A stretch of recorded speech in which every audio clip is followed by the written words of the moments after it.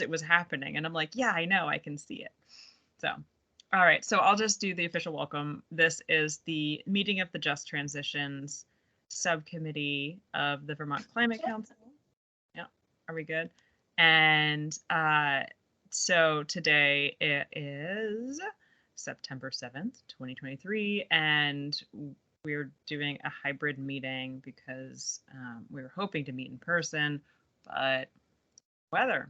And that's why we're on the Climate Council and the subcommittees, right? It's getting crazy. So what I was hoping we could do to start is just get introductions from folks who are in the room in person so that we know who's there, since your names aren't all on the screen. And then we can also go through the folks who are members of the subcommittee or support staff who are attending, and just do a quick one because I don't think it'll take too long. So if we can just go around. So Abby, if you wanted to like start it off and send it around the table, that would be excellent.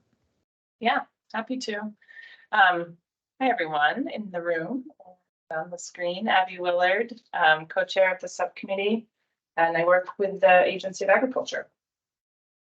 Good afternoon, everyone. Alex Lindner, she, her pronouns, and I'm one of the EJ coordinators, environmental justice coordinators, with the Civil Rights and Environmental Justice Unit at the Agency of Natural Resources. Hey everyone, Claire McElveny, I use she, her pronouns, Data and Equity Policy Manager at the Department of Public Service, and here is staff support. I'm Paula Melton. I haven't worked out my elevator pitch for this. Council. I am the representative for municipal governments, and I came on in March. And yes, so this is my first Just Transitions meeting, and I'm really excited to be here. Carla Raimundi, she, her, Agency of Natural Resources, and I work with Alex Lindner at the Unit of Civil Rights and Environmental Justice in the Agency of Natural Resources. Jane Zorchek, she, her pronouns. I work in the Climate Action Office closely with the Environmental Justice and Civil Rights Unit in the Agency of Natural Resources and support all of you. Wonderful. Do we get everyone in the room? No one hiding? Okay. That was us. Wonderful. Thank you so much. That was helpful because like Claire, I couldn't recognize you in that small. Hi, nice to see you. I wish I were there. So yes, I'm Kelly Klein, the representative on the Climate Council for small businesses and the small business community, and co-chair of the Just Transition Subcommittee. And then I'd love to go around. I'm just going to go who I see on my screen and welcoming. Tell me if I'm not seeing everyone because I'm not great on the Teams thing. I'm not very familiar. But Carrie, sorry, you just put something in your mouth. I apologize. You are the next one up on my screen after the in-person folks. Hi everyone. Sorry I can't make it in person. I was going to come. Things looked a little scary outside. I work for the Department of Environmental Conservation, and I've been with this group for a while now, providing staff support. So it's nice to see everyone again. It's been a while. Right back. You want to another person on your screen, or I can call them? Okay, I'll call on Danielle. Hello, Danielle Bombardier. I'm a labor representative. I sit on the executive committee of the Vermont State Labor Council, the State Labor Federation. I was planning to attend as well, but we have our annual convention this weekend and I am maxed out. So sorry I can't be there, but happy that we have this virtual option still. Anna. Hi, I'm Anna Gunther. I use she, her pronouns. I live down in White River Junction. I would also love another opportunity to get together in person because I couldn't make this one whether or no. So nice to see y'all. And Virginia? Hi, everyone. I'm Virginie Diambo. I use she, her pronouns. I work in the Department of Racial Equity and Community Inclusion with Champlain Valley Office of Economic Opportunity, CVOU. Yes, glad to be here. And Indra. I knew I had to go after you, Virginie. Indra, he, him, former Just Transition Subcommittee member, consultant through the CAP agencies in this space now, helping with the community engagement through CBI at the Vermont Climate Office of Climate Change. I still get confused, so.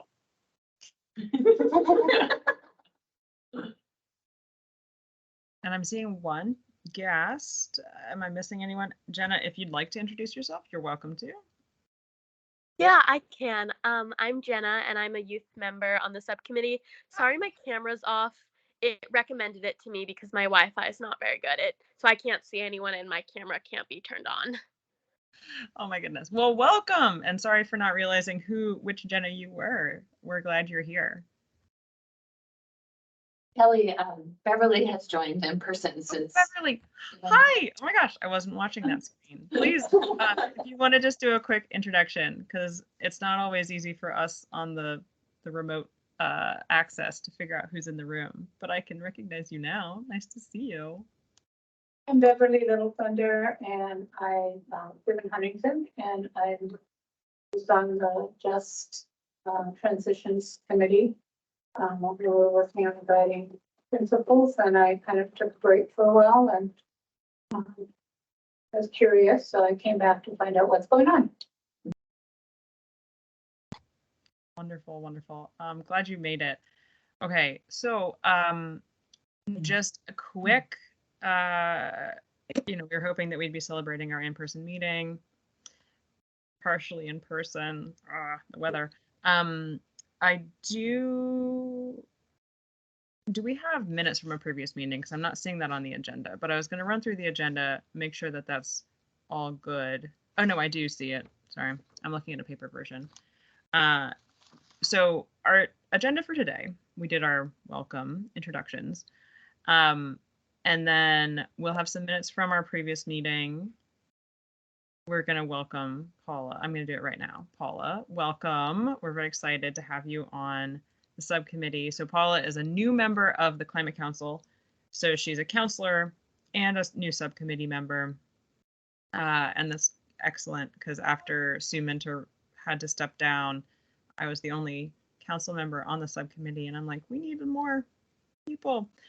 And then Chase was hoping to be here today, but couldn't make it. But he was on parental leave for a while, and he's excited to come back soon and join us. And he's got an adorable new baby daughter. And then we have lost a few members, mostly for very good reasons. So let's see, Kashka and Indra have had to step down, but that's because they're helping out with our public engagement contract. So we're losing them to gain them. And Sebi also has had to step down because he's moving, but he's studying climate justice or something amazing abroad and doing some really cool stuff. So I'm very happy for him. Sarah and Sue have also had to step down for various reasons, and they've definitely served their time. They were former co-chairs, so we're going to miss them all, but also they've done amazing things with us, and we're excited to see what everybody does going forward. And some of them are going to still be part of what we're doing, like Indra and Kashka. So anyway, and then I'm just going to go through the things we're going to do on our agenda, and then we can come back to the meeting minutes from last time. So we're going to hear from Alex. Phoebes couldn't make it. And I'm sorry, we have someone else from the EJ office. I'm sorry, what's your name? Carla. Nice to have you here. I don't think I've gotten to meet you yet, so I'm, again, bummed I'm not in person. So we're going to hear from the Environmental Justice Office, review of Act 154, and the EJ Advisory Council and Just Transition Subcommittee shared and different roles. So that'll be exciting. And then the big thing is that we want to discuss what we've been doing and what we're going to do going forward as a subcommittee, especially with how we want to support other parts of the Climate Council in using the just transitions guiding principles that we created, and how we can support them, facilitate that, while also acknowledging that we're not subject matter experts, but we can also bring our knowledge of different frontline and marginalized communities to help with that. Ask questions that the subject matter experts might not think to ask. So we're going to have a conversation with that Indra is going to facilitate, and then we'll have a period for public comment, and then we are going to hear a couple of other updates, and the food portion will be enjoyed by some in person and some not. I'm sorry. My husband made some really excellent tomatillo salsa from our garden. I'm so sorry I can't share it with you. I will make sure to bring some produce from the garden next time. So any questions or anything to change about the agenda, or does that sound good? Okay. Beverly, you get to introduce yourself. I did. Okay, I'm so sorry, the front door was locked. I just unlocked it. They told me it wouldn't automatically lock, and lo and behold, it did. So somebody fortunately was coming downstairs just as I was ready to turn away. And they let me And I said, can I go in? He said, yes, you're here for a meeting? I said, yes, upstairs. And he says, sure. Come on. I'm glad that worked out, but I'm sorry. It was like a mouse maze up here. Oh, yeah. The signs were not very good. Well, thanks for the input, feedback.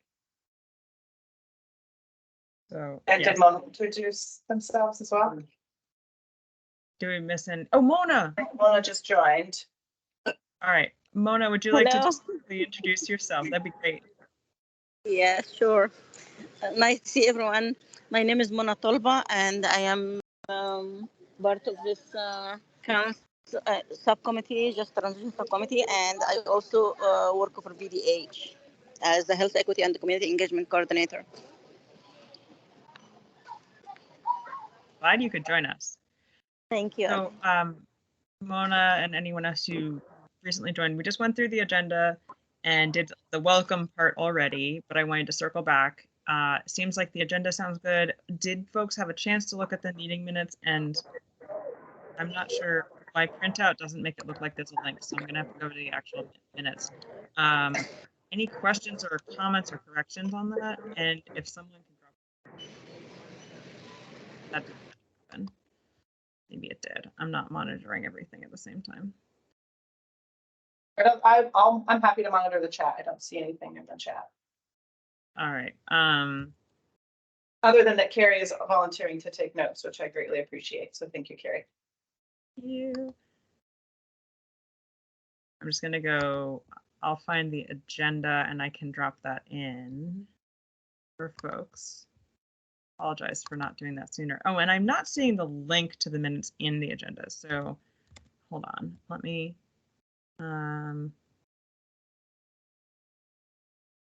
agenda. I'll sign on to Kelly, I can sign on to the Teams meeting and drop it into the chat. That would be super helpful. The minutes, or yeah. Thank you. Yeah, I was a bit rushed in the last few minutes of if I needed to drive or if we could do this hybrid thing. So give her a moment for that. And yeah, it sounded like we didn't have too many questions. I don't want to run too far into our time here though, so maybe we can circle back to the minutes in a moment once they've been dropped in and hopefully some folks have a chance. But Alex, we'd love to hear from you all about what you have to share with us and have a conversation with you. I have to do screen share first. Yeah, I can. Thank you all so much for inviting us here today, Carla and myself. Phoebes Potter is our other counterpart, and he can't make it, but really wanted to be here. And today I'm just going to speak really briefly about the environmental justice law, Act 154, and ways that the environmental justice law and the advisory council, the Environmental Justice Advisory Council, how the work is similar and dissimilar to the Just Transition Subcommittee, and where there might be potential places for synergies and collaboration, and just start this dialogue. Can everyone online see the presentation okay? I don't know why it's doing it in this weird way. It's funny, it doesn't show it like that on my screen. Is it showing it more? It's showing it normal. So it must just be for us. It's impossible for poor Alex. Okay, let me try. I can have it on my right. You do? Okay. Could be easier, maybe. That's good. That's great. Is that good enough? Yeah, that's Okay. good. Perfect. All right. All right, And I'm so happy to advance it. thumbs up for people online that you can see the presentation. Okay, great. Well, let's dive into it. Let's go to the first slide. I know this is a ton of text for a first slide, so apologies, but I just wanted to pull out language directly from the Global Warming Solutions Act related to the Just Transition Subcommittee's charge, and then the actual language in Act 154, the Environmental Justice Policy, and show the spaces where there's a lot of similarity and vision and mission and focus. And I tried to color code it for people who that's helpful for. In the environmental justice policy, there are three big buckets of work that fall under ensuring that no segment of the population should, because of its racial, cultural, or economic makeup, bear a disproportionate share of environmental burdens. And you can see on the Just Transition Subcommittee side, there's also discussion of burdens and ensuring that communities that have historically and ongoing had the most burdens, ensuring that that is corrected. And then there's another bucket of environmental benefits and making sure that environmental benefits are equitably distributed. And you can see on the Just Transition side, there's discussion of benefits specifically coming out of policies, climate policies coming out of the Climate Council, and making sure those benefits are equitably distributed as well. And then the final piece of the environmental justice policy is this really core piece of ensuring meaningful participation throughout decision-making, environmental decision-making, with a focus on environmental justice focused populations. That's the term used in the law, and I'll go further into the definition later on in the presentation. But that really kind of syncs up and is similar with the Just Transitions Subcommittee language, where you're focusing on rural, low-income, marginalized communities when you're, making decisions. And so both of these two bodies, this subcommittee and the law, are trying to bring an equity lens to decision making throughout the process. And yeah, I just thought it was interesting looking at the language that there's so much similarity and overlap, and wanted to start there. The next slide is the slide that Jane and her team helped Phoebes, Carla, and I pull together, and it's the slide we're going to end with, but I just want to preview it up here, which is, I'm just here today to talk about the environmental justice law.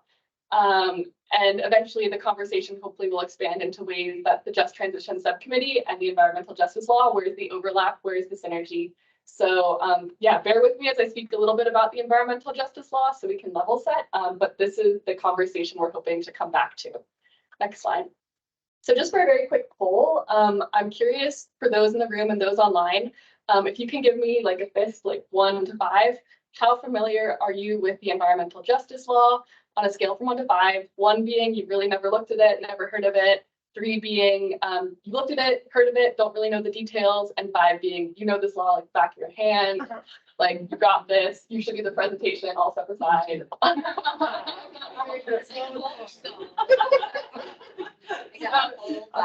Some 2s or 3s. Okay, we got some. And you have to answer it to Alex.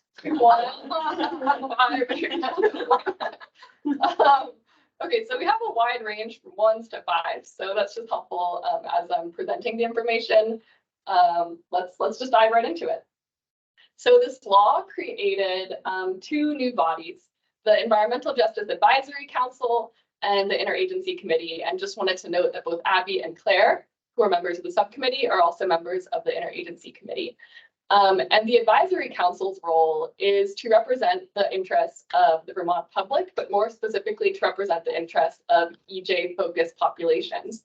And in the law right now, EJ-focused populations are defined as low-income residents of Vermont, Black, Indigenous, people of color living in Vermont, and Vermonters who speak a language other than English as their primary language.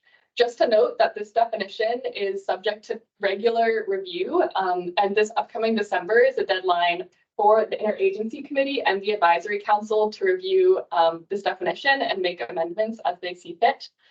So that's the Advisory Council. And then there is the Interagency Committee representing these 10 covered agencies. So all the agencies listed on the left side of the screen are responsible for implementing the Vermont Environmental Justice Law. And the Advisory Council and Interagency Committee work really closely together, implementing this law and ensuring that there's accountability to the environmental justice focused populations that this law was designed to support and uplift. The next slide is just focusing in a little bit more on the Environmental Justice Advisory Council. This might be a little redundant, apologies, but just ensuring their large part of their role is ensuring that EJ-focused populations are meaningfully engaged throughout the process of this law's implementation. And so they're in charge of determining the best coordination, planning for community engagement, and directing the funding for community engagement that's set aside for this law. And they also consult with the state agencies on implementation and the Interagency Committee throughout implementation of the law. Almost like most deliverables require meaningful consultation of the Advisory Council. So their input is really embedded and central to this law. So now I've kind of outlined the key stakeholders, the who, let's move on to the what. If you remember back to the policy page, I said there were these 3 primary buckets of work, and here they are again. You have the meaningful community engagement, the equitable distribution of environmental benefits, reducing environmental burdens, and then this 4th bucket, which is just thinking about reporting and accountability and making sure we're moving along in the process. So I'm just going to go into a little bit more detail on these 4 different areas, and in particular highlight projects and places that we're actively working on. So this first central bucket is community engagement. And right now, the Interagency Committee is the lead on developing core principles of community engagement that are then going to be handed off to these 10 covered agencies and inform their development of community engagement plans in 2025. And the Advisory Council and the Agency of Natural Resources is being consulted. And I just note here that the due date that's listed here is a little bit delayed. I'll just say, yeah, throughout this process, Yves, Carla, and I, coming out of the Just Transition principles, are trying to emphasize moving at the speed of trust and putting process, ensuring that the process has integrity. So we weren't able to meet this deadline, but yeah, we're working towards it and we're actively drafting things. And I'll share more about that a little bit later. So the second bucket is the equitable distribution of environmental benefits. It starts off with the Agency of Natural Resources leading developing guidance for environmental benefit spending reports. And I guess just stepping back a little bit, this is environmental benefits. We're trying to see from state funding, where are benefits being created and what communities, who's receiving these benefits, and account for that so that we can shift if it's not equitably distributed at this point. So the guidance has been handed off to the covered agencies who have to do a retrospective 3-year baseline spending report. And then after they do that reporting, establish a goal of directing investments proportionally to EJ-focused populations. And then the Agency of Natural Resources picks that up again and does a summary of those reports. And then starting in 2026, all 10 covered agencies will have an annual reporting requirement to let folks know where these environmental benefits are going and who's on the receiving end for these benefits. So that will be accounted for going forward. The third bucket, which is a huge bucket, and we haven't really started in on too much before. The prior slide, just to note, the stars are kind of areas that we're working on. This bucket we haven't really gotten too deep into yet, but the first piece is the Agency of Natural Resources developing a statewide EJ mapping tool. And this tool will help to visualize first, where are the environmental justice focused populations geographically concentrated in the state? And then what burdens are these populations experiencing, and particularly looking at cumulative burdens. So how burdens stack on each other to amplify impact, negative impact. And then after that, the Agency of Natural Resources is required, oops, sorry, that's all right. The Agency of Natural Resources is doing some rulemaking around how to take this tool and consider environmental burdens and cumulative burdens in agency rulemaking, and how to reference the mapping tool. And then after that, the covered agencies, starting in 2026 onward, are expected to amend policies, procedures, and guidance, taking into consideration cumulative burdens. So that's a big, big bucket that we're looking forward to diving into. And then finally is the reporting and accountability. And right now, starting to work on, like I mentioned, revisiting the environmental justice focused population definition. And then starting this year, a new reporting requirement is introduced each year. So this year we have civil rights and environmental justice complaint reports coming from all 10 covered agencies. The following year, EJ summary action reports. And then starting in 2026, like I mentioned 2 slides back, there's this environmental benefit spending reporting requirement. So I know that was a lot. I'm gonna like zoom back a little bit and ground us in like, where are we in this huge process right now? And we're at the very beginning stages. And particular progress has been made around the community engagement. Like I mentioned, we're drafting the core principles of community engagement right now. There's an upcoming meeting in September with the advisory council and our agency committee, where they're going to try to reach consensus around, we feel good about these principles. And all the draft principles and reference materials and a guide to this project is available online. And I think the PowerPoint will be shared after. You can use the link. And also just wanted to say that the just transition, the guiding principles for just transition are explicitly incorporated and really front and center in the current draft we have right now. Principle 1 is utilize existing guidance for equitable community engagement. So you don't need to reinvent the wheel. There's already a lot of information out there.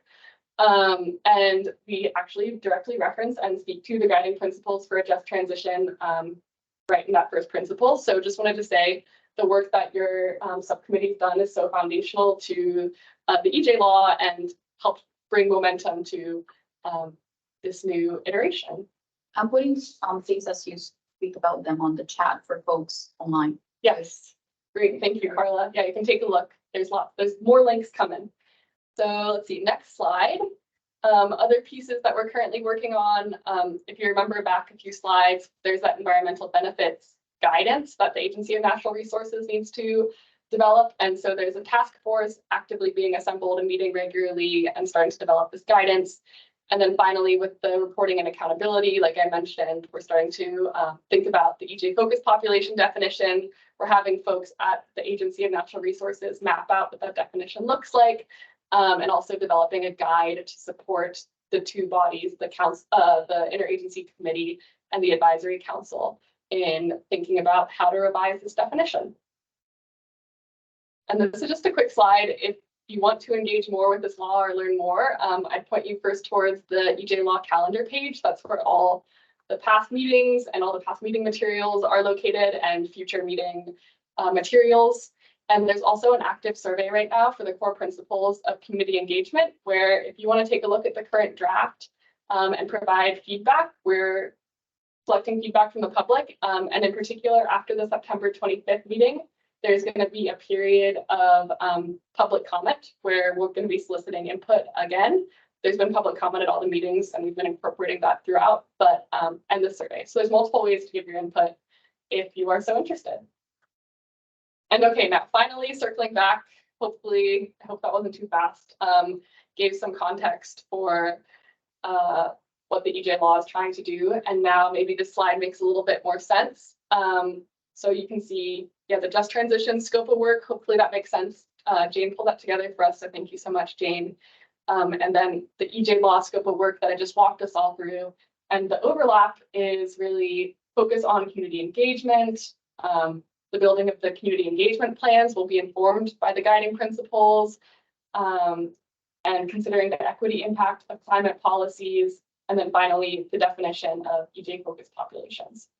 So I'm cognizant of time and there's like 1 more minute, so I'm just gonna stop. And I know that was a lot quickly, but would welcome any questions, reflections, inspiration.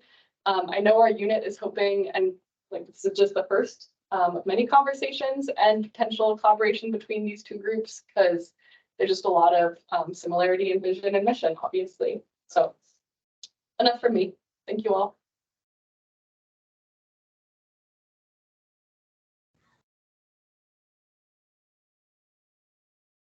Thank you so much. That was super helpful. It's a small enough number of people. I think if anyone wants to say something, or you can use the raise hand function if you're on the computer. If you have questions or comments.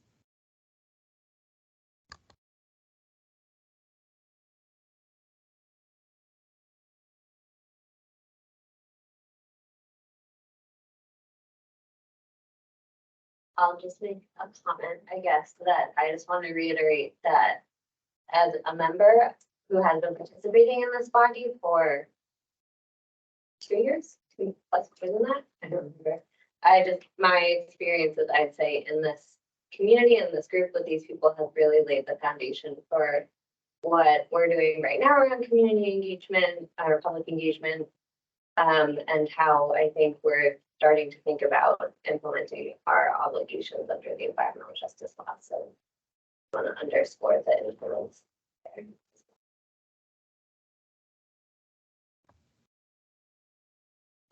I think it was really intentional to put the Environmental Justice Office and the Climate Office together in the Secretary's office to really iterate and inform each other. And I really, I'm looking forward to seeing how that moves forward. I think it's a really beneficial relationship. So I'm really excited about that too. And I think there'll just be a lot of natural touch points with just transitions, especially.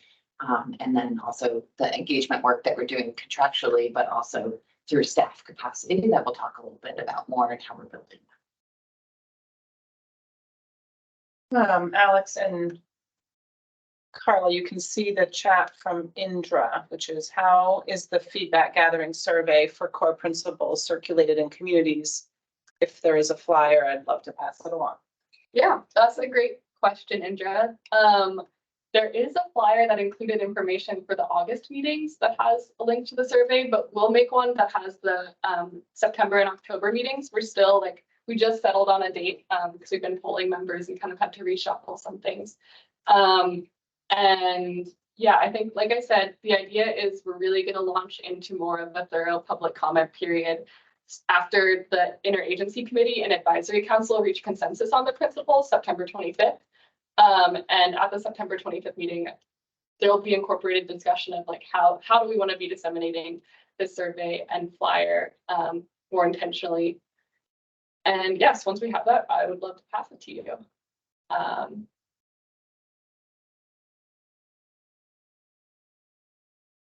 I just added in the chat that I think we can share all the resources that Alex and Carla provided in the presentation, the contact information, the other links, and then the September, October meeting flyer as a follow-up to this meeting once we get that. So everyone that was here and or not in attendance tonight would have access to those resources.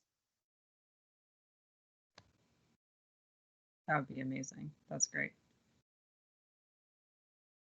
And yeah, I love hearing just how much overlap there is, and I look forward to how this subcommittee can work together with you more closely. So please also just, if there are things that you see as connections, because you're working probably I think literally next door to Jane and in the Climate Action Office. So if there are things that you learn about that you see as a nice symbiotic relationship, we don't need to reduplicate each other's work. So I like that idea that we can be working together and accomplishing more that way. So any last comments or questions? Did I see Carla? Was that hand or just? No, it was not. I was just fixing my sleeve. But I can say that they're not even doors. So Jen and I are like see each other. Yeah. So yeah, the plan moving forward is to be in direct contact and communication regularly so that we can benefit from a direct, pathway of collaboration. And also, I do want to underscore the potential that the effective implementation of Act 154 has to actually influence policy development. I think it's really an important aspect of all of the deliverables that are identified there that Alex just walked us through, is really to embed these principles in the way that the state engages with members of the public and just produces work. So I had a thought, this is Abby. I wondered, as Indra leads us in the next conversation, thinking about how the Just Transition Subcommittee, how we engage with other aspects of the Climate Action Office and efforts, if there might be something similar in utilization of the rubric or the guiding principles that could happen in partnership with the EJ team. So there may be times when there could be questions about how to actually implement and interpret the guiding principles that would make sense for you to come back to this subcommittee and talk it through. And we could ask the questions there, whatever kind of process we come up with as a result of our conversation next on the agenda. But I know you're not I know that EJ is not part of the climate council or the CAP, but I think it's a very similar and related process of using the guiding principles that we could hopefully be like a reciprocal and guiding force to one another. I probably didn't say that very eloquently, but I think you guys know what I mean. I don't know if you noticed on the slide that Alex showed, like the overlap that is climate policy is environmental justice policy, right? So like this group is looking at climate policy, but we cannot separate ourselves, and ultimately it's going to be informed and iterated on with, especially as the framework is set for the EJ law. That really hit me when it was on the slide like that. Yeah. So Climate justice is definitely an important aspect of the whole conversation for just transition and ensuring that the voices that are most impacted are centered. And without that aspect, we really cannot have environmental justice. I'm just kind of, as a new person, wondering about because I've heard the first climate council meeting I went to, everybody was like, well, we don't actually have any power. And then we were like, well, no, we have all the power. And I wonder if there's some kind of increased influence on policy or execution of policy by finding alignment and consensus on certain things between the two, between the Climate Council and the EJ. It is an Environmental Justice Council. The Environmental Justice Advisory Council. Yes. Okay. Yeah. So it just seems like if there were joint consensus that were reached, it could have more leverage in making a change. Most definitely, more voices, more impact, more points of view, I think are always welcome and important when thinking about these issues in an inclusive way. And yeah, I completely agree. There's potential for an exponential impact if these two bodies can find a way to collaborate very closely.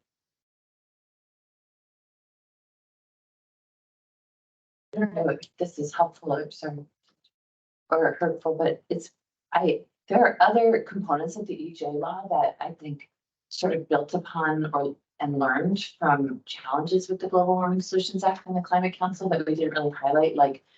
I think it's awesome that there's a state government body and then an advisory council to state government, and they're setting up an inherent collaboration.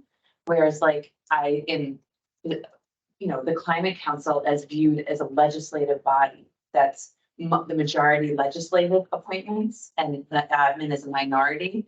And so there's not this natural partnership between government and the Climate Council in the same way that I think there is, and now that we have a climate office, which was a direct recommendation of the climate plan, we have an interagency advisory board to the climate office. We don't have a regular meeting of the council and the IAAB or anything that says work together. It's all separate.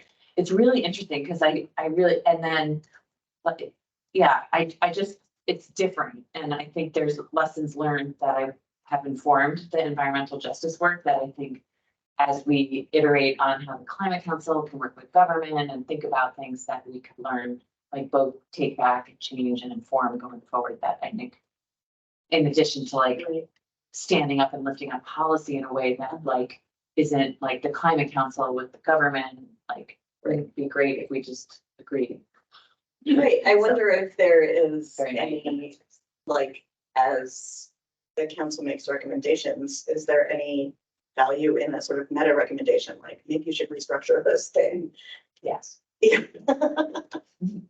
Sometimes I think a lot about that. Yeah.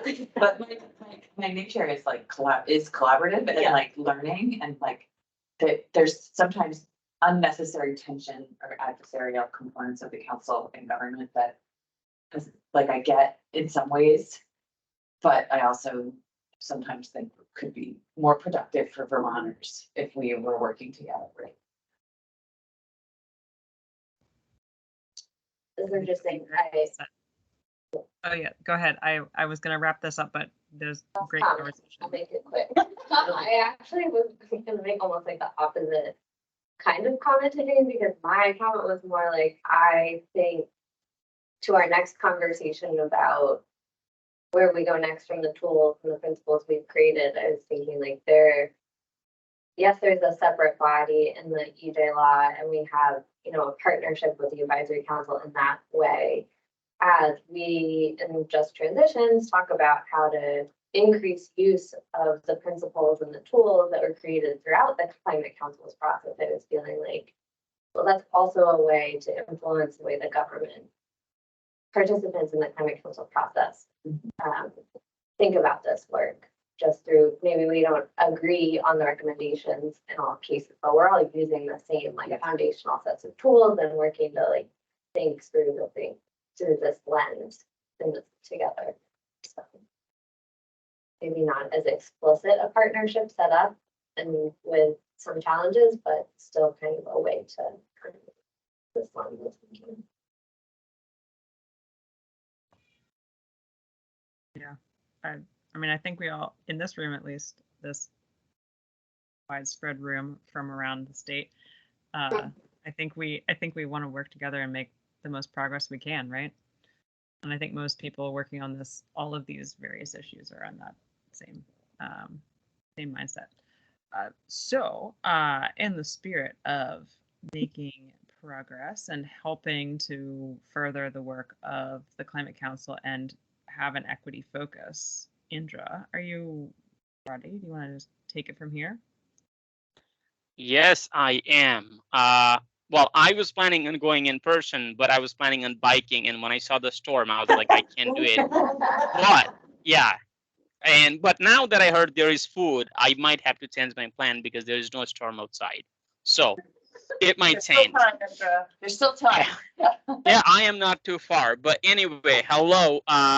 Good to be back. The focus today, I will be very honest. Even I am scattered a little bit about how to get into this topic. And I think we will be scattered a little bit in the beginning, and that is perfectly okay. I will frame us up into like giving a background in how I am approaching this. And if there is any pushback, for those of you who have worked with me, you know that there's no structure and fixed agenda when I show up. We can move around. So the first thing is we drafted, I was a part of it, so I'm gonna say we, but I'll have to go between we and you. The drafting of the Just Transition Principle happened. And in the middle, there was a conversation about, do we fully understand what we even mean by this? And I think we did an exercise around that to really explain what those are. Even until today, we have the similar question about, do we fully understand? Do we know how it is implemented?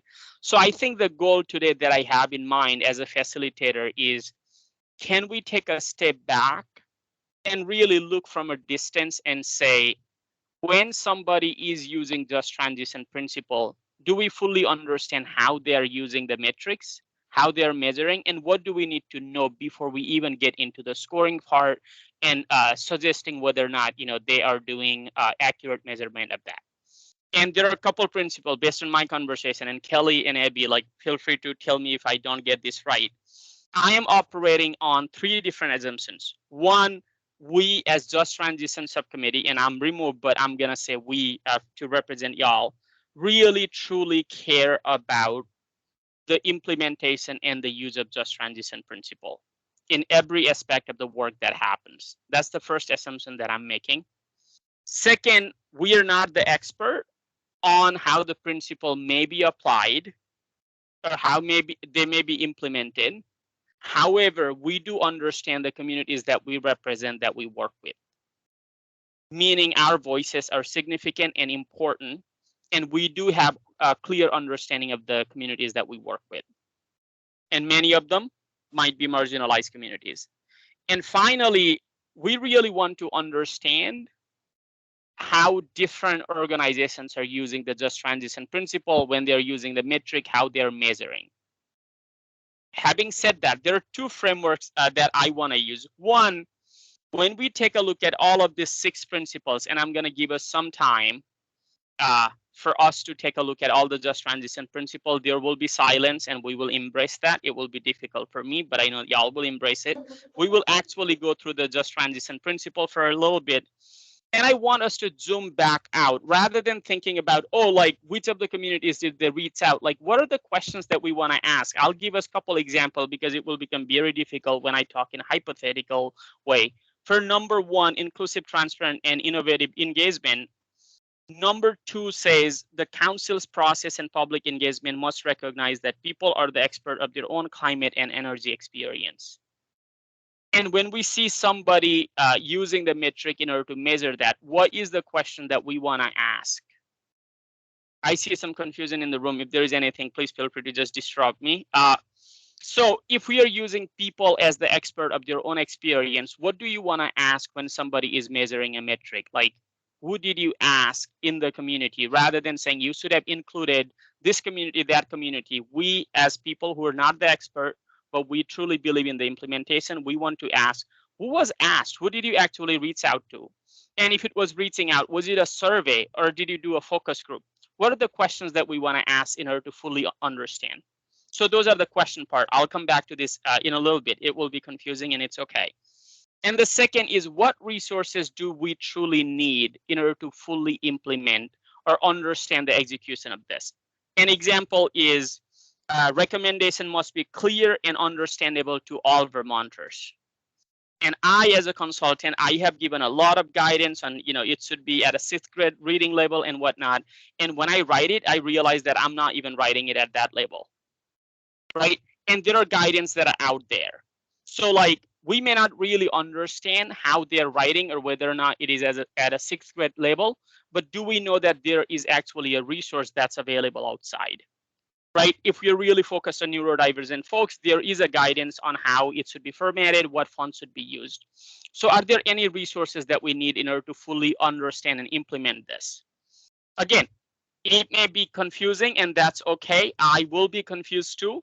My goal here today is really lead a conversation around what questions do we want to ask as Just Transition Subcommittee when we see somebody using the rubric to measure the efficacy of the Just Transition principle.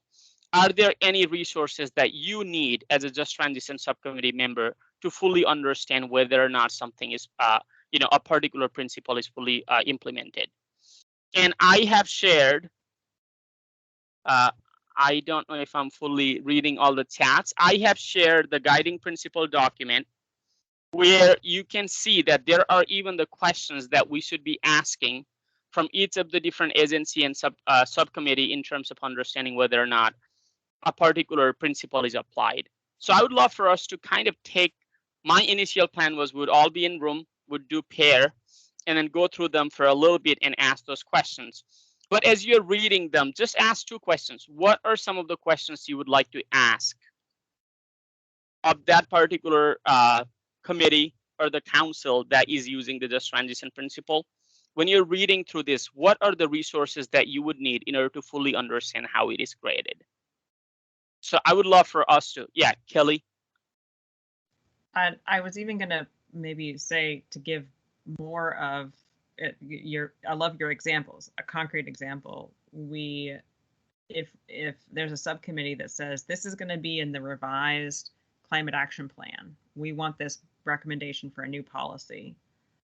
How do we want them to approach our subcommittee and say, have we really thought about just transitions, or how should we go about thinking about them as we finalize this draft for the revised climate action plan? So thinking of, say, rural resilience and adaptation subcommittee bringing us something, and they think this is a really good policy idea, they want to have us ask the hard-hitting question, saying, did you talk to so-and-so? How did you incorporate these principles? But giving them the toolkit to bring to us what will help us ask those questions, ask the good questions, and then send them away with something more than what they came with. So that's the picture I have in my mind, and other people can chime in because we've done this a little bit, but we just have dipped our toes into how we want to hold these other subcommittees, task groups, and the Climate Council as a whole, how we want to hold them accountable to actually putting into practice these just transition principles. So, Indra, I hope that was helpful and not confusing things further. Yeah, because I think you did better. I will even make it be very simpler, right? Like this is the example that I've used in other parts of my work. If we are drilling a well and somebody comes and tells us this well is 20 feet deep, we may just have to take it as a grain of salt and just say 20 feet. But here we are trying to inquire about how did you even get there? Who was the expert that you brought in order to measure that it was 20 feet? Right? Do you have any evidence of doing that? And what system was used in order to measure that it was 20 feet? Those are the questions that will help us to really understand whether or not the information that's given to us is accurate. Whether or not a particular agency, particular organization is council is using the just transition principle in an accurate way. So we will be taking that 20 feet will be number 3 rating on one of the metric that is used. They may just give us number 3 and we may never dispute it, but we may want to ask certain questions collectively before we even take a look at that number 3. Does that make sense, or does it complicate the thing?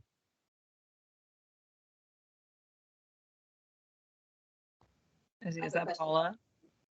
Yeah, I'm Go just ahead, trying Paula. to figure out, like, I need a little more context, because are we talking specifically about recommendations for the next version of the climate action plan? Or are we talking about like any recommendation coming out of the council? And also, is there an assumption that, is there already an assumption placed that everybody, every committee or a task group or whatever making a recommendation is going to be reporting to us based on this tool? Is that going to be the transparency that we're requiring in some, I don't know how we are actually holding each other accountable, except being in a public situation, but and not reaching consensus when things don't go right. But it seems to me that, like, once you have done a process and like come to somebody with a recommendation, it's way too late to say, oh, you didn't do it right. So I know that it's like there's supposed to be this assumption that this is going to happen. How is that? Actually, can I ask? I have a question about this too, because I reflected on this, and Abby, Kelly, some of us have talked about this a little bit after with the biomass recommendations, because this is, I have I want you all to think about this as you talk about it, but like there's just transition liaisons, right? Who are embedded in subcommittees that are drafting recommendations. And like those liaisons are like, they're there because they have expertise from just transitions. They also have subject matter expertise, right? And so for me, like biomass was an interesting one where we had two members of the Just Transitions Committee very active in that task group, helping draft those recommendations from start to finish, so that it wasn't like just applying the equity impact assessment at the end. It was, they were there to like raise their hand all along the way and remember. And I think that's a really good process, right? Like, I think that like the members of JT who were on that task group did an excellent job all along the way of bringing it up consistently so that they were reminded. I think that is like, but then I saw, and I'm curious because we've never really reflected on it group. I thought it kind of fell apart then when we came and tried to ask the subcommittee to apply the equity impact assessment, because that task group has had multiple experts, spent 9 months drafting those recommendations with the Just Transitions members present. But to try to ask you all as a committee to be like a sort of judge, like jury on did you do it well, is really hard on technical stuff that's been 9 months of expertise. So I really liked the way it worked with the task group to really have Just Transitions embedded, and wonder about that judge jury and how you want to do that going forward. Because the biomass one, obviously, there were other issues that made it hard with like the JT rep not being able to represent the work and all that. But how do you then fill? I think what would be nice is to ask the group drafting the recommendations to have already like thought about equity all along the way with the JT rep, but then ask them at different touch points along the way to apply the equity impact assessment as a group, and then somehow do it collectively to be informed by Just Transitions and come for like support or questions, but not to say, do you agree that this was a 1 and not a 2, or like, that's hard, I think. So I'm curious if that's where you're going, Indra, too. Yeah, I think, Paula, thank you. And I had hoped that we would meet in person outside of LinkedIn, and it will happen someday. So here's the thing. For the subcommittee self-assessment questions, we have already drafted those. There are questions that we'll be asking about the implementation, like impacted and frontline community, which frontline and impacted communities might be most impacted by this recommendation. This question exists.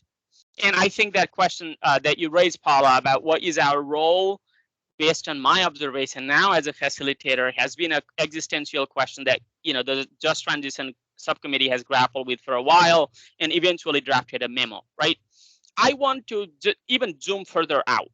When we see this particular rubric being used, and this rubric is available in the link that I provided, what are some of the questions that we want to ask in order to fully understand how it is graded? I'll give an example, not to create a bias, right? Frontline most impacted community is well defined in proposal. What was used in defining the frontline community? What resources do we need, right? One, it was used based on the environmental justice, as we saw 3 different groups, that's a resource that's used. We have that resource in the back of our hand, and we can simply say, oh, they have defined, but they didn't use it, and there is a resource that we can provide, right? So what are some of the questions we would ask in each of the Just Transition metric? What are some of the things that you want it to be answered? For example, when Chase came back after the biomass grading, we kind of I saw struggled a little bit about what to ask, right? We were thinking about, oh, did you consult that community, particular community? Oh, we don't know what the population is. We were trying to be an expert, but more of like, who really defined what the communities are, most impacted communities are. We are not involving ourselves into that particular project because we don't have the capacity. But what are some of the questions that you want to ask of a particular committee before you see the rubric being graded? And I do see 2 of the hands, so I wanna, Virginie. Yes, thank you, Indra, for your development. I will go with what we did in our focus group with the Energy Action Network when we met with community members with a draft of the questions that we wanted to ask to them. We submitted the question to them, and we asked them if those questions were relevant to them. Because if we want to solve a problem, we have to make sure that the questions that we are asking are relevant to the people that we want to serve. So I'm not sure if if I'm getting your question well, but my point was, how can we make sure that the stakeholders, if the tools that we use to collect the metrics is relevant to them? I'm not sure if do you get my question? I absolutely do. And I think that is a question that we should be asking. It's not one resource that should be available, right? There might be multiple different tools and we may not even understand. For example, in terms of the accessibility of a particular document, the guidance that exists from the Humanities Council, the guidance that exists from All Brand Belongs pertains to people who speak English, about the use of font, about the use of particular language, but that may not be really applicable to folks that do not speak English or may speak languages other than English. In that case, if we don't have the resource, it might become easier for the Just Transition Committee to say, we don't have that tool, we don't have the resource, let's look for that one. So it will allow us to ask for those resources. So I think you're asking the question, but also answering what I'm asking, right? Like, do we even have the enough tools? And if there are some tools missing, when you're looking at each of this guiding principle, what are those tools that you see missing that we need in terms of like fully understanding the grading system? Yeah. And Carrie, I see your. Oh, yes, thank you. First, Virginia, I think that was a really good comment. And I know you all probably didn't have a lot of time to look at it, but I shared the DEC's community engagement report today. And I think one of the things that's most significant for me when I look at it is there's 3 different communities, and each community has a different set of values and a different way they want to be communicated with. And yeah, I think that's going to be hard for us all to figure out collectively of, how do we apply the platinum rule of treating people how they want to be treated, but also treating people equitably. Anyway, but I think that's a good question. I guess I had a high level question about like, when are the guiding principles applied? Because I'm on a task group, the Municipal Vulnerability Index task group, and they're not being applied there. And I think, and Jane, don't take this the wrong way, I think the logic is, well, that's already written in statute that we're doing it, so like we don't need to do it. So I don't know. So I'm not really serving much of a purpose on that task group right now. I'm just sitting in the meetings like, I guess they're just doing this, and they don't have a lot of resources and it's on a tight time frame. So there's not a lot I can do. That was like one question I had. And then when I think about biomass and why that one came up in front of us, it probably was driven by a lot of people on the task group who felt there was value in it. But I remember my biggest question when it was being presented to us was the scoring on the rubric. And I don't know if people remember, but there's different questions and there's like a self-assessment almost of ranking, like how well you did on outreach to these communities, how well did you do on this. And in the biomass thing, and this is just based on memory, I remember they ranked themselves low on a lot of things. Like if the scale was 1 to 3, they gave themselves a 1. So then it just kind of like, I didn't really understand the purpose of filling out the form and saying, yeah, we didn't do a good job on outreach to frontline communities, but this is still the recommendation. Is there like a baseline for your guiding? Like you're following the guiding principles, but you're striving to improve it? It didn't seem iterative. Kelly, I do see your hand up, but I do want to respond. I think you responded to the question that I asked. One of the resources that you're seeking is a clear guidance on when and where the just transition principle apply. That is not clear, and that's perhaps a guidance that we need to create. That is a resource that we are looking for. You might think you were asking a question, but I asked that. I see that as a request for resource. And Kelly. Yeah, that's almost exactly what I was going to say, that you hit the nail on the head, Carrie, with the purpose behind this is that equity and just transition guiding principles should be part of the process from the beginning. People should be thinking about this. How do we help make sure that they don't forget, that they don't say, oh, it's already in statute, it's going to happen? Because obviously that's not how that's going to work. And then for some background for anyone who wasn't there when we were doing the biomass review, that's the other thing that prompted this, is that process didn't feel very productive to a lot of us. And also it wasn't they. I'm pretty sure it was Chase who did his first draft of just trying to go through the rubric and answer it as honestly as he could. The rest of the biomass task group, I don't believe, weighed in. The hope was that they would go back to it, but timing was crazy, and a lot of other things conspired to make that entire experience a little bit crazy and hectic.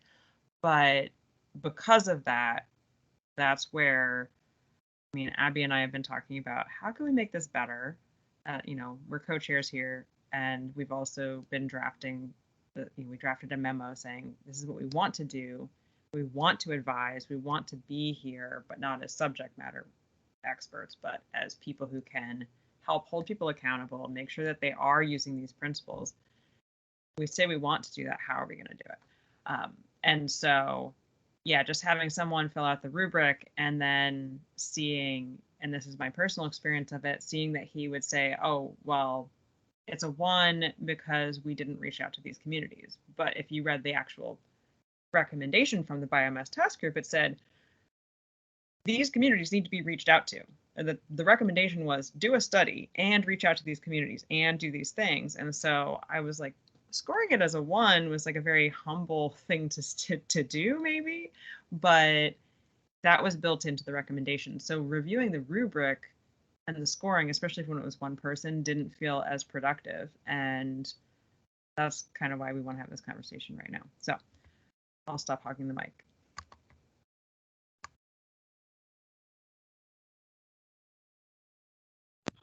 So I will say something stepping kind of outside within the framework of facilitator.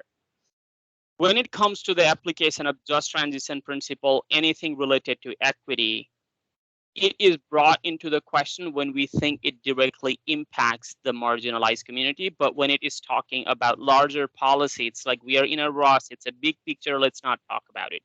Biomass, it was within the community where a lot of former refugee immigrants live, so we cannot escape that. And now going back to the assumption that I mentioned, number 1, we care about the effective use of the just transition principle. If that is the case, I think we need to be clear about like what are the questions that we are going to ask about each of the recommendations that come out. We may not have that authority, but like we cannot be sending all the questions that are here. What are some of the key questions that we want to ask that will help us summarize how they're even implementing the just transition principles? Like, are there any specific questions that we can collectively ask just so that not when one just transition subcommittee member is there, they will be asking that question because they are from that particular community and rest of it is ignored? Are there any specific, a list of 4 or 5 questions that we can ask and insert ourselves, the just transition committee, into any of the conversation as they are happening, be it at a larger policy level or a smaller? And Daniel, I do see your hand up, so. Yeah, so I think I understand what you're asking. Instead of giving them this packet with the 100 bullet points, we're going to narrow it down. I guess from my perspective, one question that I would appreciate any policymaker or program initiative to ask is, how will this affect jobs, either created or transitioned? in the area, either a geographical area or in an industry. See, I knew that we would get along, we would understand what I was trying to do by the time my time was up and we were getting there. So would you leave it at how would it affect the job, or would you even ask who is measuring that? Who is sending that data in? Would you ask that, or would you just leave it at how would it affect the jobs in the area? Well, I think they would go together, I think, because that is, yeah, another question. Where do you even get that information? Who's providing that information? Are there any other questions? And again, to respond to your question, Daniel, it's not to get rid of this package. I think this should be used at all times. But if this comes back to us with the rubric and measuring, like what are some of the key questions that we can ask among ourselves before we even discuss this? Because as we saw, we don't have a lot of time to go over any of the metric. And even when we do that, we might be talking about a specific population that we are representing. Are there any collective questions that we want to ask together before we even take a look at the rubric? That is what I am trying to ask. And Abby, I do see your hand up. Physical one. Yeah, the physical one. I was thinking of a question of just what was done to include frontline or impacted communities in the design of this recommendation, and then what's envisioned around once it's implemented, which I think relates to the question around when this happens. I think a lot of times these are still conceptual recommendations and no program has been built and no work has actually kind of like happened on the ground. So it's both in the design phase and at the implementation phase. So what was done in the design and what's anticipated at the implementation phase to include frontline and impacted communities perspective.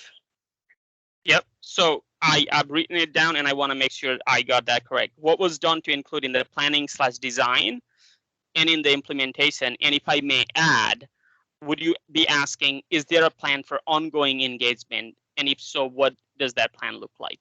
Yes, I think that's a fair add. Yeah. Yeah.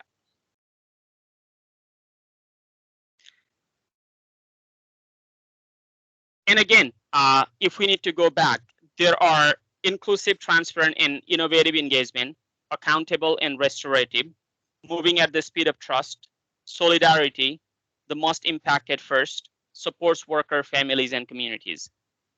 These are the guiding principles.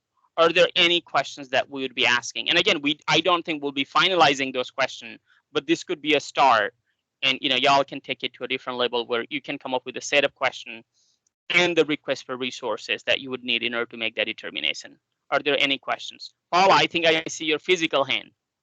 Yes, you were right. So I guess I'm just still struggling with, so there's this part 5 of the packet that's self-assessment questions.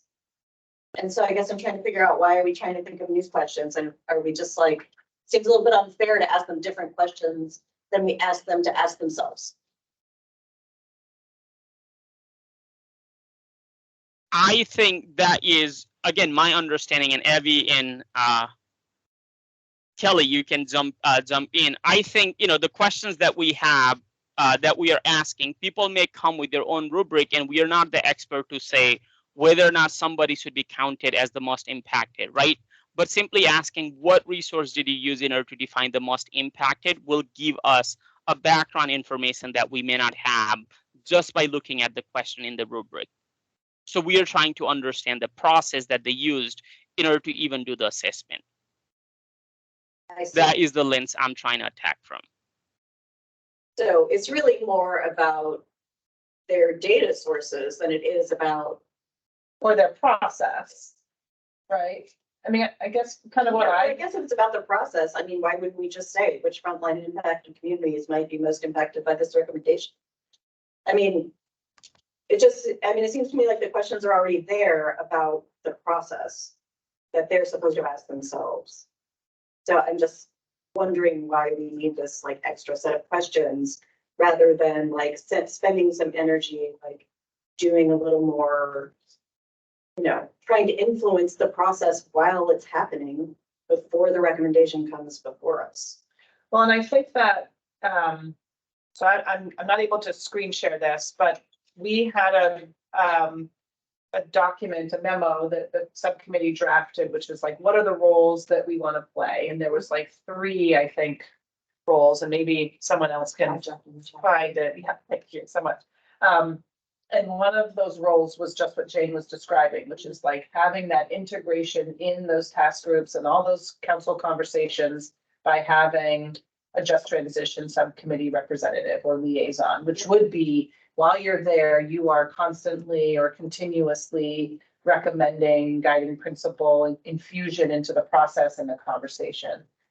And then there was a belief or a thought, at least at the time that we drafted this memo around our roles and responsibilities, that we had this larger accountability responsibility that was to sort of ensure or engage when there were recommendations, policies, programs, or rules being considered, that the just transition guiding principles were sufficiently considered. And so we knew we couldn't be a subject matter expert on like, why is the well 20 feet deep? And is that deep enough to get the water, to use his analogy? But it was more like trying to capture a bit more about their process and the considerations for implementation that they may have or may not have included. Mm-hmm. But I hear your question, Paul, and I don't know, maybe Kelly has a great answer, but I'm trying to also think about how it is different than what the rubric tool is designed to help them do versus our role. Yeah, Carla, did you want to? Yeah, well, no, I have a question. So then are these new questions that are being thought of right now, are they intended to be incorporated into this as part of the assessment that folks would put together for consideration of the council? Before answering that, it's 5:55. Kelly, if you wanna, I know that y'all had started that public comment should be respected exactly on time. Do you want to attack that and then come back to it? So I was gonna quickly say a quick answer to that, and then yes, swivel to public comment, and then we can come back. That, and correct me if I'm wrong, Indra, but I think it's not new questions to add to this beautiful document that we worked on so hard, but rather if someone is coming to our committee to talk to us about something that they're going to put forward as like a last check before we put this in the new revised climate action plan, what do they need to bring to us? What background information do we need? And what questions are we going to want to ask them at that point? And they're probably not mostly new questions. They're probably going to be from this list, but it's going to be like, we need to know, we need to have the written thing. We need to look at it ahead of time. We need to know those sorts of things, I guess, is sort of where those are the pieces I think we're missing. How do we give guidance to someone saying, come to our meeting, tell us about your plan. We're going to try to ask the questions and poke some holes in it and figure out what you might have overlooked, hopefully before it gets written into guidance that gets published and it's forever. So does that make sense? That makes so much sense. Thank you. I was so confused about like, what's the intervention point of what's happening here? And hopefully they're doing it the whole time. They're Right, talking about yeah, these things and thinking about them, but we want to make sure that we are A, holding people accountable, and B, providing help along the way, and helpful help, not just sort of saying, oh, you filled out a form, good job, pat on the back. So I thank you, Indra, for noting the time. If there are any members of the public, and Mona, I do see your hand, so I don't want to skip you, but I wanted to check and see if there are members of the public who wanted to share at this time, and then Mona, you'll be next.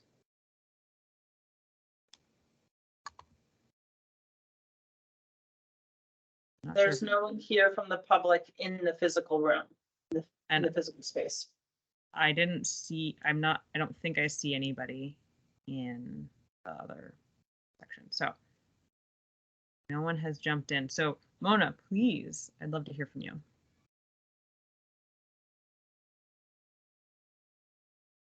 If you're able. You're on mute right now if you're trying to speak, Mona.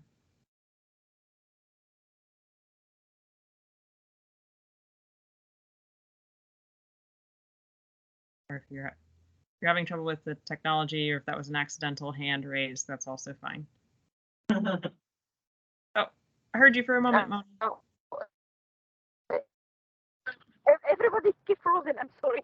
The internet was so bad. But I just want to, did you present these guiding principles to the council? Did you do a learning session about the guiding principle and how they use it and how they make sure that it is implemented and all this stuff?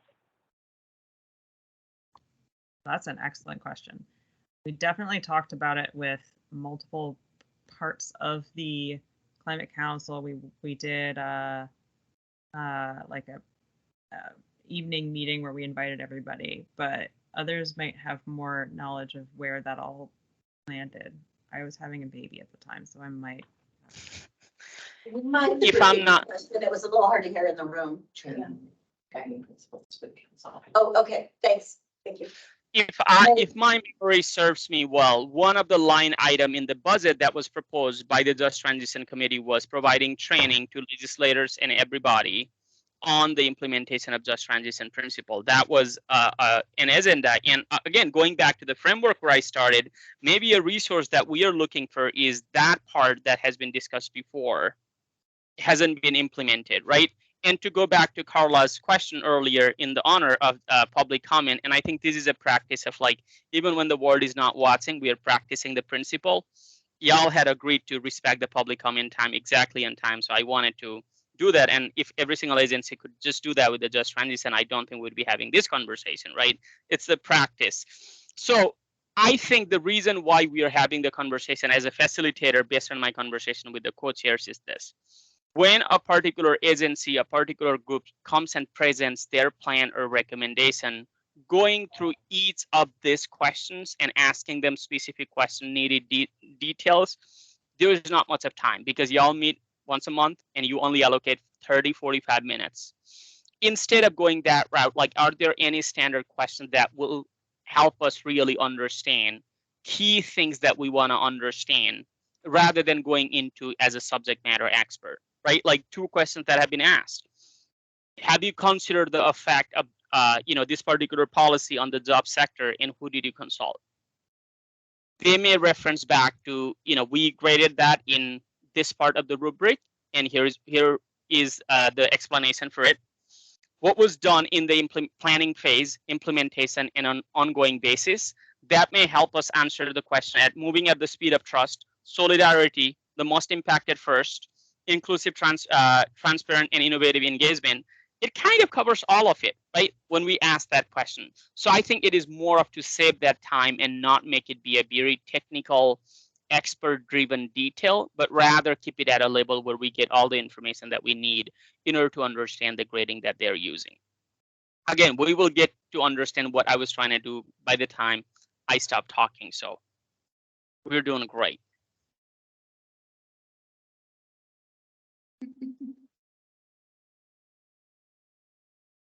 So are there any more questions based on the conversation that I heard? Again, impact on the job, who did you consult, engagement of a particular community in the planning, design, implementation, and ongoing engagement.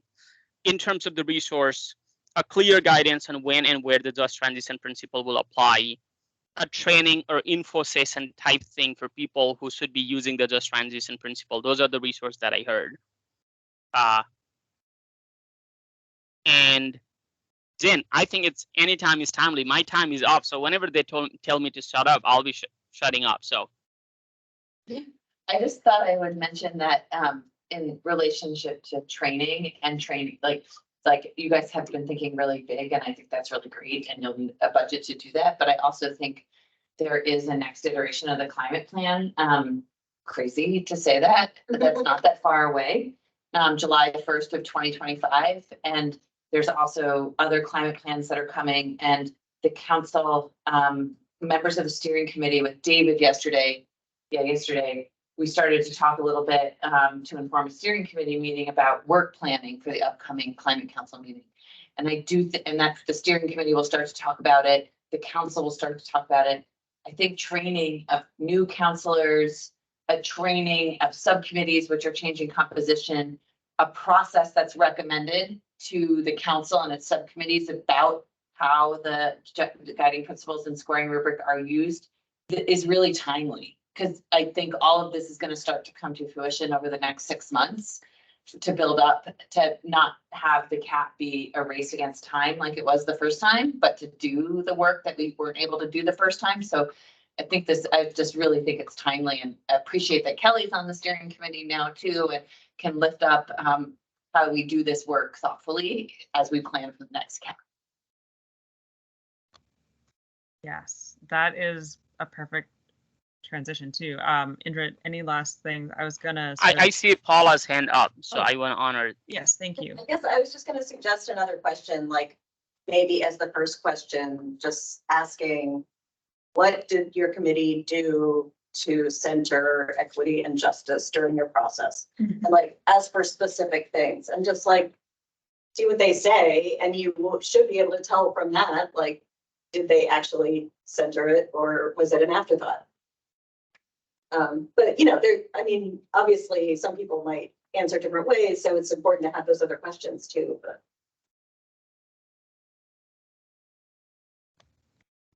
I think that's a great thought. And sorry, Indra, any last thoughts before I was gonna sort of talk about what our next steps as a committee should be. Yeah, no, thank you for entertaining. And even if it was confusing, like I underscored in the beginning, this would be confusing because we have done this conversation. We have had this conversation on several occasions, and it continues, right? I think what would be helpful is for us to really go back and take a look at this document a little thoughtfully and start thinking about, like, are there 4 or 5 questions where we are not going to critique, but more of like information gathering. We can make our own determination at the end, right? Like even in terms of whether or not there was centering of equity, they might provide an answer and Kelly might say, oh, that was equitable process. I'm using you, Kelly, as a reference. And I might just be there and be like, well, that was not equitable at all. At least it will spark the conversation and allow those people to see the difference in which people are coming from.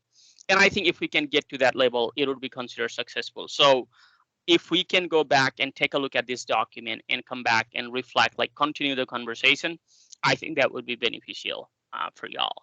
Now it's for y'all. I'm outside. So Daniel, you have your hand up. But anyway, thank you all for participating. So I'll be listening now. Hop on your bike. Yeah. The food looks good. I just had a follow-up question that maybe has been answered in the past and I've missed it, but what authority does our review score hold? Like, do these plans or recommendations have to go back and be redone until we come up with a positive number, or is it just more of a courtesy that it comes through our subcommittee? That's such a great question, Danielle, and it's really interesting tension because you guys are like the most powerful subcommittee across all of the subcommittees because in the law, the Climate Council is not in charge of equitable implementation. The Just Transition Subcommittee is, which is an interesting tension because like you're in charge of monitoring, making sure that it's equitable, and that we're implementing the plan that way. But the council is in charge of the recommendations. And so it's like this, it would be an interesting conversation to like force it on the council to have the council say, like, what if the Just Transitions Committee reviews or is asked to comment in the process on recommendations in the CAP and they don't agree, what would the council do? Like, would the council pursue anyway? Would they not? Like that, it would be an interesting question just because authority for equitable implementation doesn't sit with the council, even though the plan does, so it'd just be an interesting conversation that we've never had at the council level. So I don't think there's clarity there. I think the council, I mean, Kaya, I was trying to say this, the process for the last plan was like, we got to the end or close to the end and everybody, all the subcommittees were like, we can't do this for every action the plans do, right?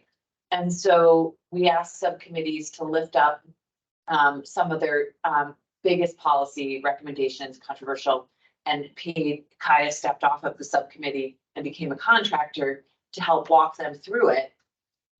You know, and I think many of the recommendations, like for like cross sector, like the clean heat standard, like people just kind of like threw up their hands, because it was also like, you don't know how equitable it is until you design it, and then they're pushing it, and it's like, it's an interesting tension point, I think. And I think questioning the authority and asking the council to develop a policy statement on how they're going to act would be something that Kelly and Paula as counselors could ask that of the council, to like around deference to just transitions.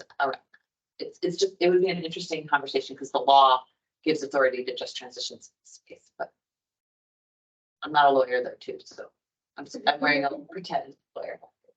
Carla's the lawyer.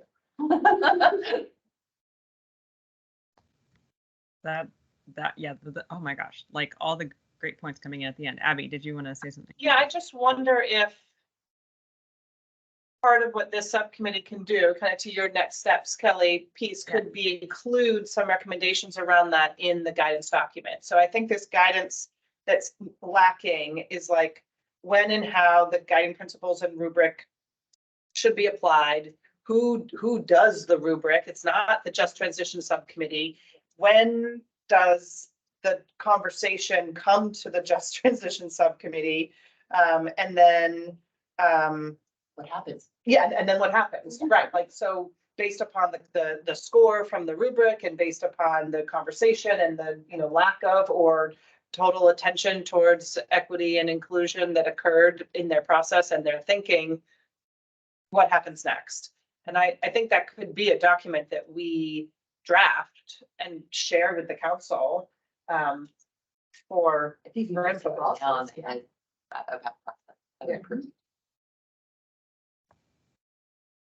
And that's sort of that's a great way of putting it. I'm hearing a couple things, maybe retraining for council members and subcommittee members of how to use these, refreshing everyone's memory, because we did have that training, and thanks for reminding me about Kaya going through and working through the principles with various key parts of the climate action plan.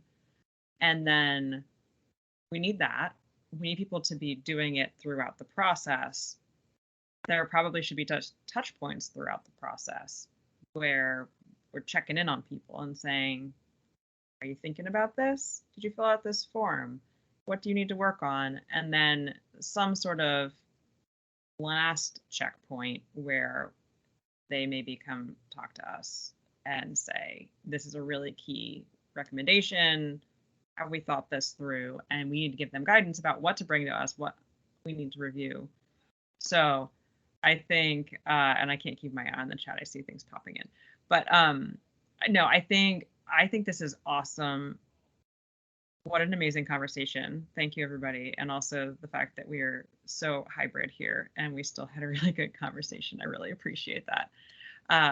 And so, yeah, and also Indra, thank you for facilitating from another location and keeping that going. So I definitely want to have more of this conversation. And I think the idea of having a supplement that sort of lays those things out. We need more training for folks, but we also will want to do these certain checkpoints. And I think that would be welcome probably with my conversations on the steering committee and the council. I think folks just want guidance. They want to know what to do, and they don't want to have to think that they have to just be out there on their own, that there's someone walking them through the steps, and that there are people that they can reach out to for help if they're feeling stuck and they're not sure if they're taking everything into consideration or if they're answering these questions in a meaningful way. So yes, that's my thought. Next steps would just be that we would continue this conversation, and we might and hopefully come up with a document soon that we can share with the rest of the council, because as Jane said, revision work is going to start soon, and the process is underway to update things from the climate action plan. So this is the time to make sure that people are actually considering this and we're moving at the speed of trust and all of those things that we need to be working on. So any last things before we move on to the last updates and things? Yeah, I just wondered, there were two other items under this part of the agenda. One was sort of hearing a little bit from Claire about kind of a pilot with the Public Service Department around the equity impact assessment.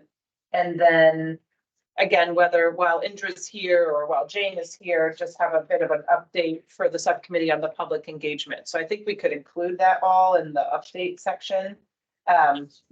But then actually I should have thought of this earlier. I think we need to talk about our meeting schedule as well before we adjourn, because our next meeting is allegedly on the calendar in 2 weeks. So we just need to talk about that. Yeah, good call.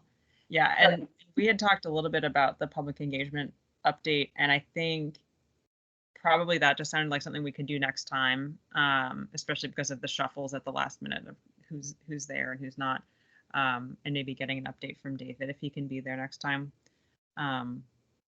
So that didn't sound pressing. Indra, I did, or Jane, it seemed like we updated a couple months ago, and I don't think there's anything momentous that we need to share.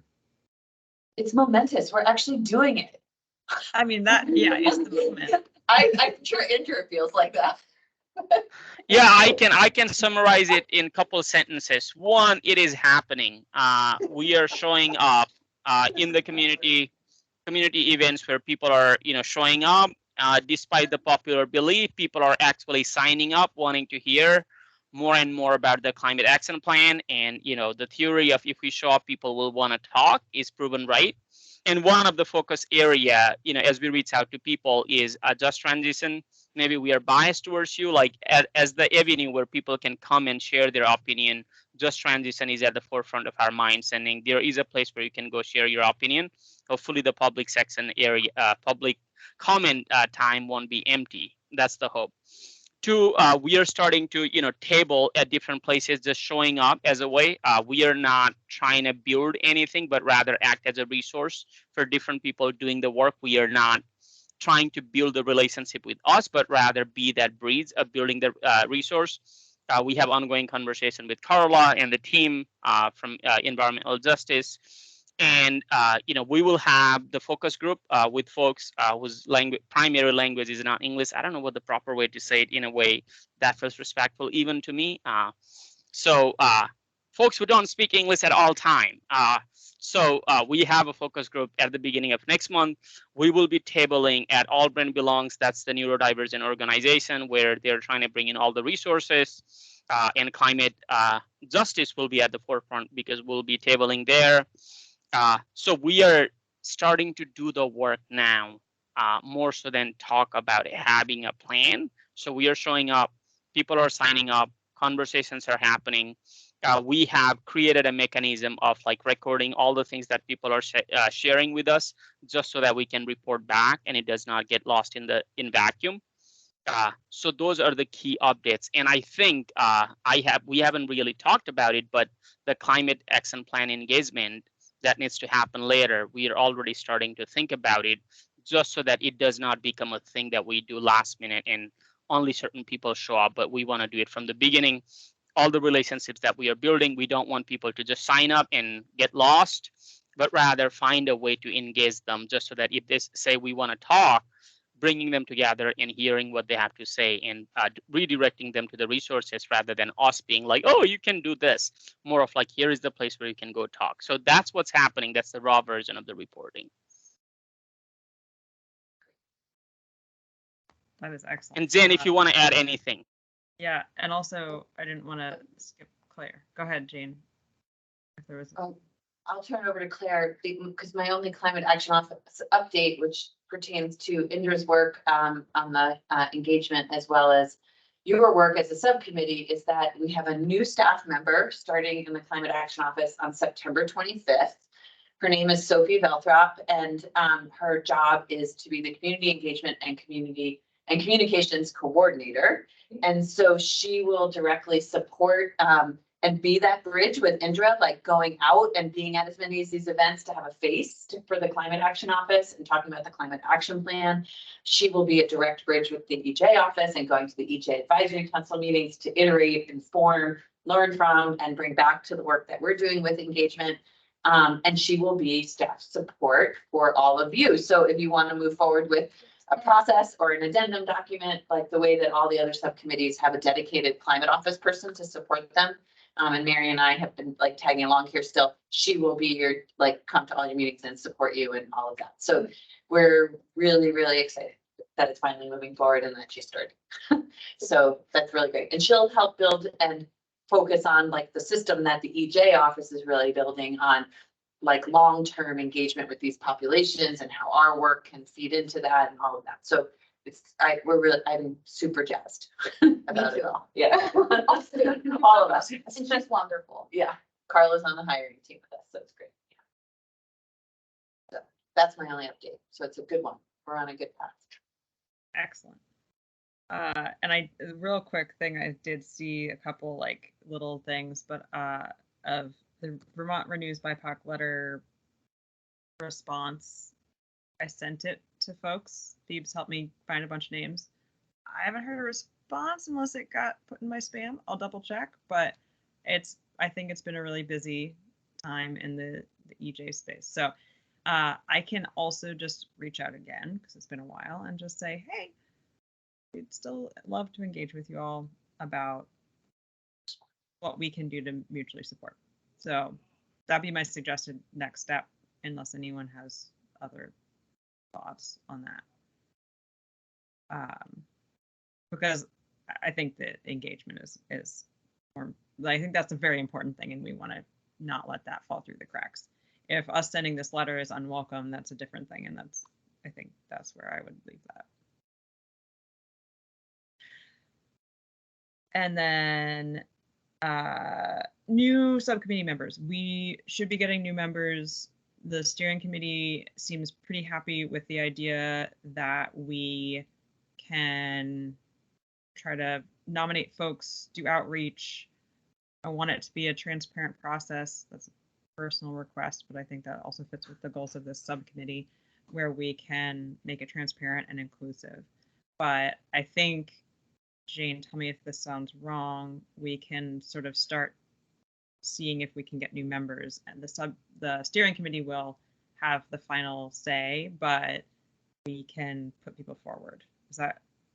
Yeah, in September at the council meeting, there'll be the process roadmap, which has been sort of, it's called the process roadmap, which was like, I think people interpreted it as a governance document for the council, but was really a process roadmap to get us from the start of the inception of the council to the adoption of the first plan. It's been totally revamped as a governance document for the Climate Council. And that's been the David and I effort, and with the steering committee over the summer. It'll go to the council for review discussion in September. It talks a lot about the subcommittee nomination process and subcommittee term limits, and the fact that the Climate Action Office, in support of the council, I believe we said every 3 years as councilors come up, we'll do a very big public process that's statewide, vetted, all that, to recruit all new subcommittee members. And then you all in the interim can be thinking about and nominating and selecting subcommittee members as co-chairs, led by co-chairs, to the steering committee as people transition off, knowing that people won't always stay for 3 years, things like that. But I think the term for subcommittees will be 3 years, consistent with councilor appointment terms. So unless you want to step down, the recommendation is you'll have a term for 3 years and can be reappointed after that if you choose to be, just like councilors can be. But yes, and we'll embark on that this January, because all the Senate appointments on the council, they transition off. And this is something for all of you. All of the Senate council appointments expire at the end of October. And the Committee on Committees, so the Senate, is in charge of appointing all new councilors. So like people, like this is a process that's really hard because the administration is often held accountable for who's on the council, but it's not our job, right? It's the legislature's job. We can offer recommendations. Yes, and they've never taken them. We, but, yeah. But the legislature, they also haven't been transparent in how they make decisions about who's on. And I think that's like something the council should be asking for too, like transparent decision-making on how they're recruiting and making decisions on who's on the council, since it is a hierarchy of power and decision-making. So anyway, we'll have 7 of the 8 because Bram, as a Senate appointment, came on in the middle of a term, so he has a random term limit, but 7 will need reappointment. So, And are you surprised that they're not transparent? I guess no, they weren't in the EJ process really with the decision making either. So they do. I imagine the Senate might be a little different because it's run by the lieutenant governor. Maybe I'm giving him a benefit of that, but it's not it's not the Speaker of the House. He has a staff. He should be able to have a public, transparent process to have Senate appointments because he has capacity to do so.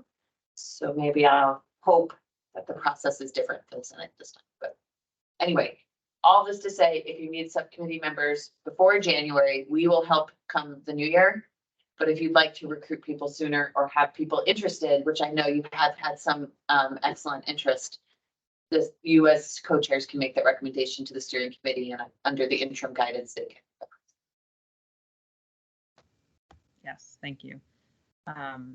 And yeah, I'll try to also fill out like there's more information about how we can do that. I will try to get some emails out who to talk to about if you have recommendations for council members who might be leaving, need spots that need to be filled, or the next steps for new subcommittee members. Okay, I'm looking at the time.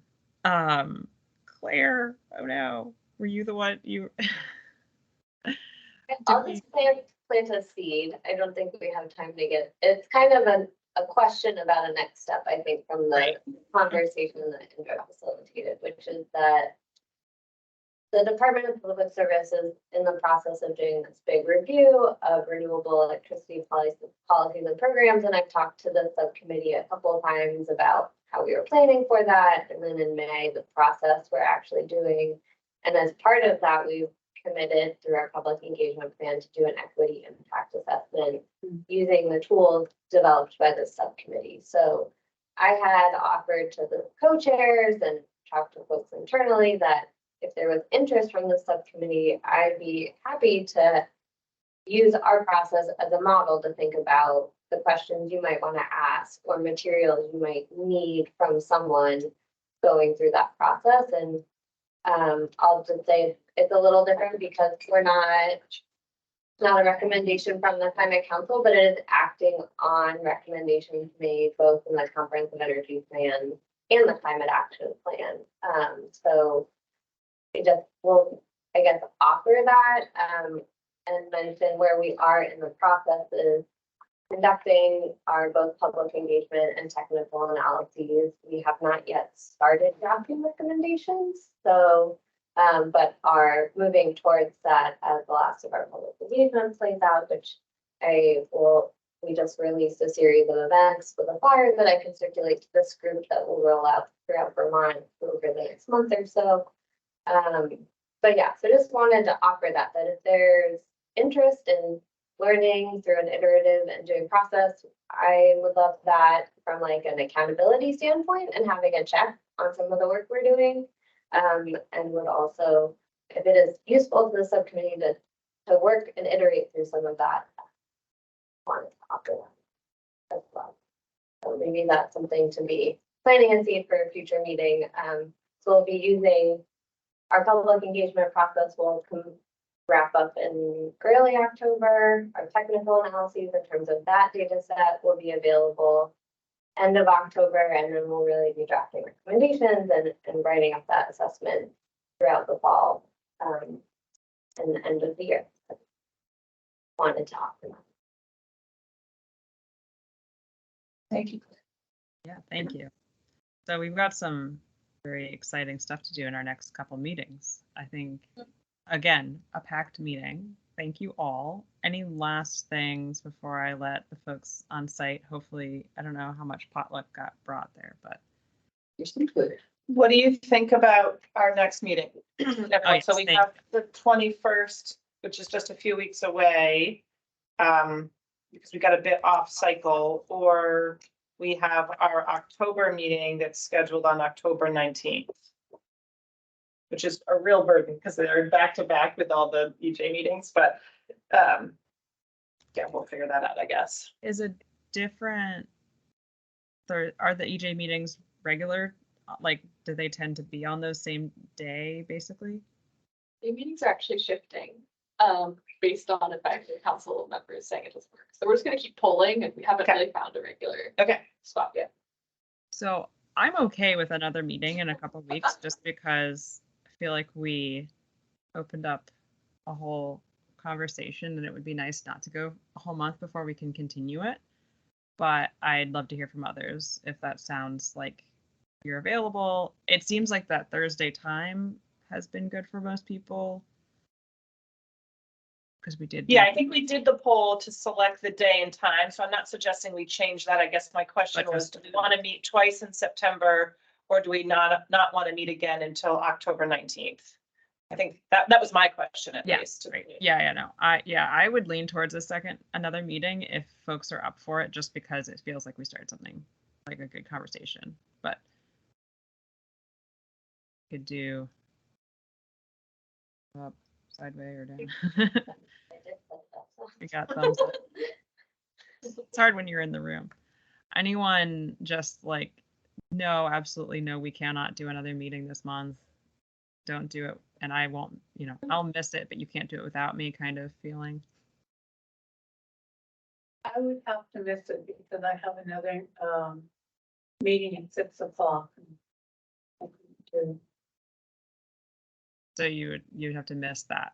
Is that like a regular, No, just that time, in 2 weeks from now? Okay. So. I'm wide open on the 28th. I can't be there on the 28th, but Sophie will be on the job, and I would be happy to have Sophie join on the 28th. I also can't be there on the 28th. It's impossible to schedule. It's so hard. All right. So it sounds like we've got a decent number who can make it in 2 weeks. We can continue the conversation. We'll try to send out information and thoughtful questions, and you can weigh in directly to Abby and me if you have things that you want to share. If you can't make it, and then some of you will be there and won't be there in October, but that sounds like we've got probably a pretty good plan and lots of really good stuff to talk about. And I'm excited. Sorry, I had to tune out for a minute because my son called me from downstairs. What's the date of the next meeting? Is it? He wants to know when I'm getting off my call so I could get Chinese food. So September 21st. Okay. 6, and it'll be virtual. We'll try to do another in-person one. We might have to wait until, I don't know, spring, but we'll do okay. Yeah, come on, no good weather. And then the 28th, is that the October 28th? Is that, no, that doesn't sound right. The 19th. The 19th of October. I was gonna say, someone said 28th. Oh, because that would be the next Thursday. Got it. That is a day I can't make. So yeah. So yes, it looks like we have September 21st and we have October 19th as the next 2 meetings. So let's stick with those. Thanks. And yeah, and we'll just try to send out lots of supplementary materials for anyone who wants to follow along from home. And yes, you can always send some comments to, best not to send it to the full group necessarily, but for open meeting laws, but sending them to Abby and me is good. And hopefully Chase will be back. He's going to be a co-chair with us, but he's just been, parental leave and all that. I understand. So, all right. Any last things before we wrap up? Thank you, everybody, for hanging in there for a crazy last minute, more hybrid than we intended kind of meeting. Thank you, Indra, for rolling with it, or not rolling there in the thunderstorm, but staying home and helping us from afar. So I drove in and I don't see why you couldn't. All the bikes on the side of the highway. And Alex, thanks for joining as well. Really Thanks helpful. yeah. Yes, thanks. Yeah, thank you, Alex. And it was nice to have Carla also help. That was really, really great presentation. And then Claire, we're excited to hear more. Loop that in. All right. Well, whoever is recording or whatever can turn that off. Thank you all. Stay safe. Thank you. Bye.